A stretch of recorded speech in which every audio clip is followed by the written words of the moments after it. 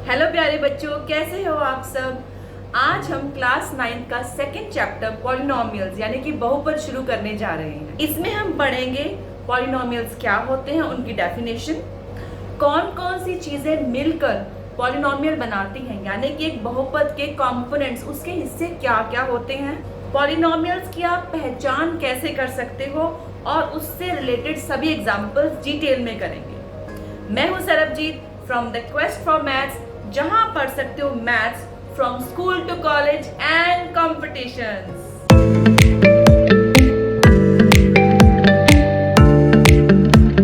आप सभी छोटी क्लासेस में अलजेब्राइक एक्सप्रेशंस पढ़ चुके हो, उनकी एडिशन, मल्टीप्लिकेशन, सब्ट्रैक्शन, ये सब आप डिटेल में छोटी क्लासेस में पढ़ चुके हो, उनकी फैक्टराइजेशन भी आप पढ़ चुके हो। तो पॉलिनोमियल्स क्या होते हैं? ये एक special type of algebraic expressions होते हैं।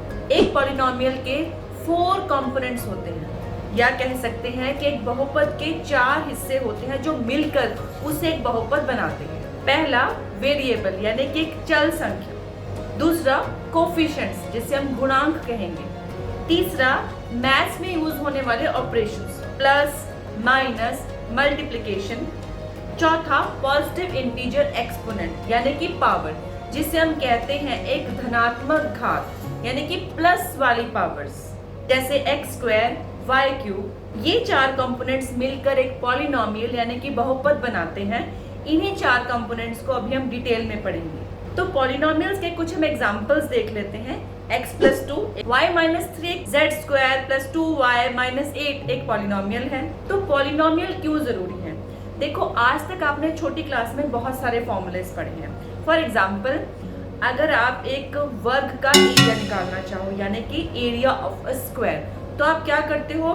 L × B यानी कि लेंथ मल्टीप्लाइड बाय ब्रेथ, लंबाई गुना चौड़ाई। तो L और B छोटे आप नोटेशंस यूज करते हो ना, तो LB ये जो एक्सप्रेशन बन गया, ये एक पॉलिनोमियल है। इसमें 2 वेरिएबल्स यूज हो रहे हैं, L एंड B। देन आप सिंपल इंटरेस्ट का फॉर्मूला करते थे ना, P × R × T अपॉन 100। तो इसमें 3 वेरिएबल्स यूज हो रहे हैं, ये भी एक सिंपल पॉलिनोमियल है। फिर बहुत ही फेमस फॉर्मूला हमने किया हुआ है, E = mc²। Even this is a polynomial, क्योंकि इन सभी में वेरिएबल्स यूज हो रहे हैं, कांस्टेंट यूज हो रहे हैं, पावर्स यूज हो रही हैं। तो पॉलिनोमियल्स का बहुत ही वाइड यूसेज है, ना सिर्फ मैथमेटिक्स में, केमिस्ट्री में, फिजिक्स में, जहां पर भी हमें कैलकुलेशंस की, फॉर्मूलाज की जरूरत पड़ती है। अब हम 1 बाय 1 पॉलिनोमियल के पार्ट्स को स्टडी कर लेते हैं। पहला बात करते हैं कांस्टेंट्स। आप मुझे सोचकर बताओ कि ऐसी कौन सी चीज है जो आपकी लाइफ में कभी नहीं बदलती। फॉर एग्जाम्पल, आपका जो फॉर्मल नेम है, जो आप सर्टिफिकेट्स पर, स्कूल में यूज करते हो, वो कभी चेंज नहीं होगा, वो हमेशा से सेम रहेगा। आपके पेरेंट्स, उनका नाम हमेशा सेम रहेगा। ऐसी बहुत सी चीजें हैं जो नहीं बदलती, उन्हें हम कहते हैं कांस्टेंट्स यानी कि अचल संख्याएं। अब अगर मैथ्स के एक्सप्रेशंस में, अलजेब्राइक एक्सप्रेशंस में या पॉलिनोमियल्स में बात करें, तो कांस्टेंट कौन सी चीजें हुई? जो हम नंबर्स यूज करते हैं। अब फॉर एग्जाम्पल, मैं कहूँ कि मेरे पास 3 पेन्स हैं, तो पेन की वैल्यू जो है, उनका मान हमेशा 3 ही रहेगा ना, चेंज नहीं होगा।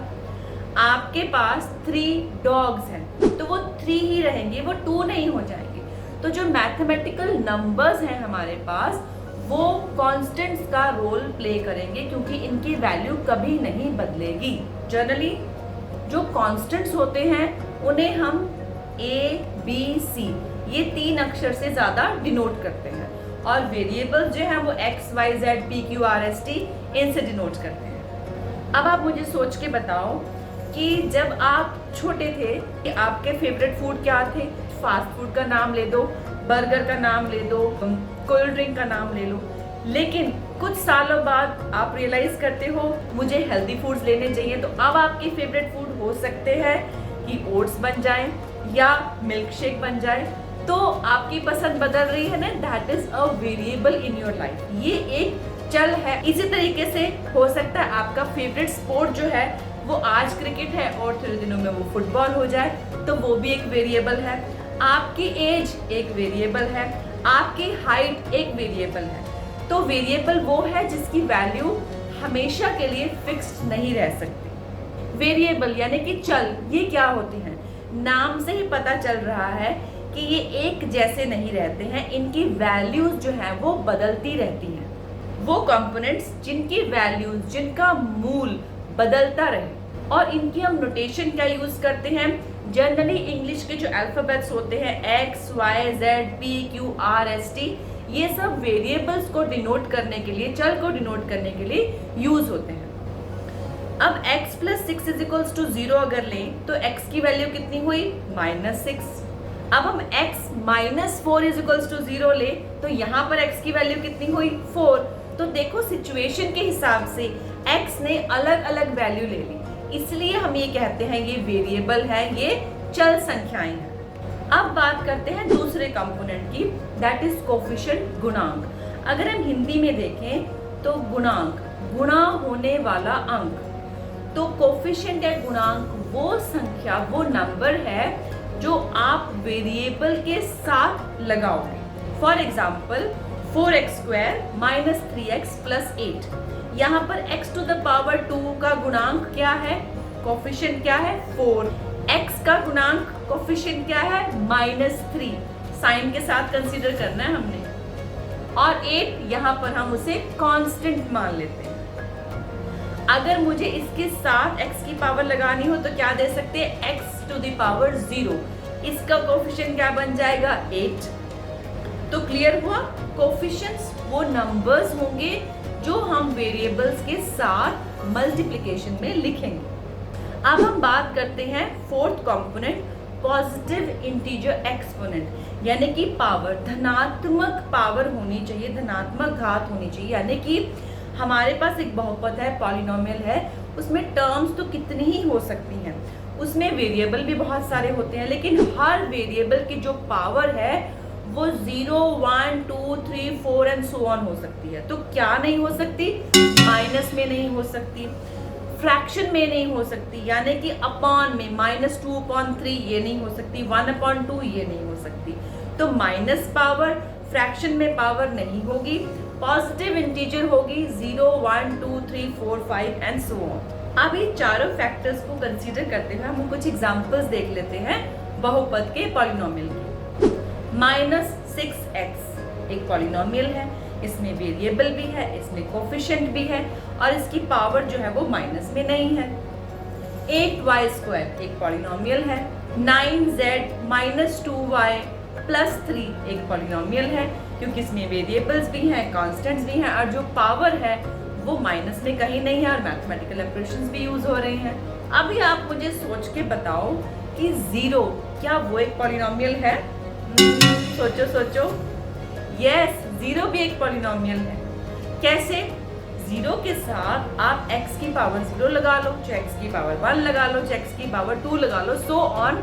बट हम x या y या कोई भी वेरिएबल 0 के साथ रख सकते हैं, तो कोफिशिएंट भी आ गया, वेरिएबल भी आ गया और पावर भी प्लस में आ गई, तो इट इज अ पॉलिनोमियल। और इस स्पेशल पॉलिनोमियल को हम कहते हैं 0 पॉलिनोमियल। तो याद रखना बच्चों, 0 इज ऑल्सो पॉलिनोमियल।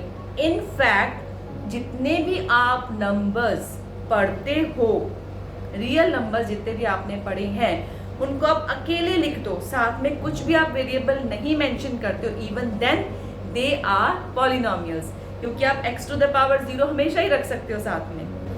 अब पॉलिनोमियल्स अगर हम यूसेज में देखें तो काफ़ी लंबे लंबे एक्सप्रेशंस हो सकते हैं, 4, 5, 6 टर्म उसमें हो सकती हैं। तो इसको हर बार लिखना जो है वो बड़ा मुश्किल हो जाता है, टीडियस टास्क हो जाता है। तो हम इसे नोटेशन दे देते हैं, जो भी वेरिएबल उसमें यूज हो रहा हो तो हम उसे नोटेशन देते हैं। For example x² minus 8x, इसको हम नोटेशन दे देंगे px।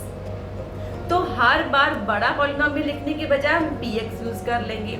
9y power 4 minus 8y power 3 plus 2y power square minus 7 power y plus 7। अब ये कितना बड़ा एक्सप्रेशन है, तो इसको बार बार क्वेश्चन में यूज करने की बजाय हम क्या लिख लेंगे? p ब्रैकेट y, मतलब ये एक पॉलिनोमियल है जिसमें y वेरिएबल है, तो it is easy to use. तो हमने अभी एग्जांपल्स में ये देखा कि जो पॉलिनोमियल है उसमें बहुत सारी टर्म्स हो सकती हैं, but they will be finite in number. 150-200 terms भी हो सकती है, पर वो गिनी जा सकती है, फाइनाइट होंगे, हम उन्हें काउंट कर सकते हैं। अब बात करते हैं नंबर ऑफ टर्म्स के बेसिस पे हम पॉलिनोमियल को कैसे डिफरेंट कैटेगरीज में डिवाइड करते हैं। अभी मैंने आपसे कहा था कि 8y इज अ पॉलिनोमियल, तो इसमें कितने वेरिएबल्स यूज हो रहे हैं? एक। और इसमें टर्म्स कितनी हैं? प्लस माइनस का एक्सप्रेशन कोई और लगा है, साथ में हमने कोई और टर्म्स जोड़ी है? नहीं, सिर्फ ये सिंगल ही है 8y, तो हम इसे कहेंगे मोनोमियल, यानी कि एक पदी बहुपद। नेक्स्ट, अगर दो टर्म्स आ जाएं, 8y माइनस 7 लिख दीजिए, तो अब इसमें कितनी टर्म्स होगी? 2, और बीच में एक मैथमेटिकल ऑपरेशन आ गया माइनस, तो 2 मतलब bi, so it is the binomial, दो पदी बहुपद। अब इसी को और बढ़ा दीजिए, 6x² माइनस 4x प्लस 8, इसमें कितनी टर्म्स हो गई? 3, दो मैथमेटिकल ऑपरेशंस बीच में आ गए, एक प्लस और एक माइनस, तो इसे हम कहेंगे ट्राइनोमियल, इसमें 3 टर्म्स हो गई, यानी कि 3 पदी बहुपद। बहुत सारी टर्म्स होने के कारण ही हम इसे कह देते हैं पॉलिनोमियल। बहु मतलब बहुत ज्यादा, बहुपद, पॉलिनोमियल। चलो मैं आपसे एक सिंपल सा क्वेश्चन पूछती हूँ। आपके घर में आपके फादर है और उन्होंने PhD की हुई है। अब उनसे कोई पूछे कि आपकी क्वालिफिकेशन क्या है, तो वो सबसे पहले पता क्या कहेंगे? PhD। अब उन्होंने ये क्यों नहीं कहा कि उन्होंने MSc भी की थी या MA भी की थी, BSc भी की थी, +2 भी की थी? क्योंकि हम जनरली अपनी हाईएस्ट डिग्री अचीव जो है ना वही बताते हैं। Same is the case with polynomial. बहुपद के केस में भी यही है कि जब आप एक पॉलिनोमियल लिखते हैं तो उसकी बहुत सारी पावर्स आपको दिख रही होती है, लेकिन सबसे बड़ी पावर, सबसे बड़ी घात जो होगी वही बहुपद की घात, पॉलिनोमियल की डिग्री कहलाएगी। So degree of the polynomial is the highest power used in it. For example, एक polynomial consider करते हैं px is equals to x5 minus x to the power 4 plus 3. अब इसमें दो पावर्स नजर आ रही हैं, 4 भी नजर आ रहा है, 5 भी नजर आ रहा है। हाईएस्ट पावर कौन सी है? 5। तो डिग्री ऑफ दिस पॉलिनोमियल, इस पॉलिनोमियल की डिग्री क्या होगी? 5। इस बहुपद की घात कितनी होगी? 5। Very easy. अभी मैंने आपको थोड़ी देर पहले बताया था कि जो भी आप नंबर दिमाग में लेके आते हो वो लिखो, तो वो एक पॉलिनोमियल है। बट इस पॉलिनोमियल में हमें वेरिएबल यानी कि चल नजर नहीं आ रहा, तो इसकी डिग्री कितनी होगी? सोचो सोचो। अरे भाई, मैंने बताया था आपको कि x टू द पावर हम 0 लगा सकते हैं, यानी कि degree of a non zero constant polynomial is 0। एक ऐसा बहुपद जहां पर हमने सिर्फ एक नंबर ही लिखा है, उसकी घात कितनी होती है? 0। अब डिग्री के बेसिस पर भी हम पॉलिनोमियल्स को डिफरेंट कैटेगरीज में बांट सकते हैं। फॉर एग्जांपल 9 प्लस x, तो यहाँ पर x की हाईएस्ट पावर कितनी है? 1, इसमें डिग्री कितनी है? 1। सो it is a linear polynomial, इसे हम कहेंगे एक रेखी बहुपद। दूसरा, इसी को हम ले ले x² प्लस 2y प्लस 3। अब यहाँ पर हाईएस्ट पावर कितनी यूज हो रही है? 2।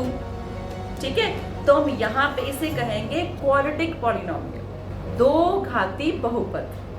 Third, x to the power 3 plus 4x² minus 3x, तो यहाँ पर हाईएस्ट डिग्री कितनी यूज हो रही है? 3, तो हम इसे कहेंगे क्यूबिक पॉलिनोमियल। एक और इंटरेस्टिंग क्वेश्चन, हमने कहा था 0 पॉलिनोमियल है।